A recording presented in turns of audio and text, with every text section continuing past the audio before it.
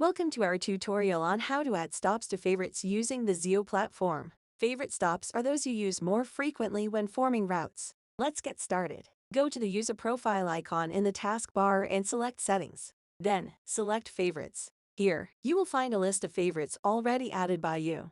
You can use the search option to look for specific stops. To add new stops to favorites, click on the Add option in the top right corner. A new menu will appear where you need to add the following details. Address is the only mandatory field. Enter the full address, which will be taken as a stop in the route. Pincode, area code. These fields help make route navigation more convenient and effective. Latitude and longitude. These details help track the position of the stop and improve the route optimization process. They will be automatically generated once an address is added. Duration.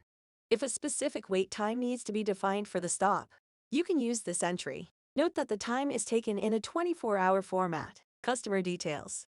Include the customer's name, phone number, and email ID. The phone number should be provided without the country code. Once these details are added, click on Save, and this will save your favorite stop details. And that's it. You've successfully added stops to your favorites, making route planning more efficient. Thanks for watching.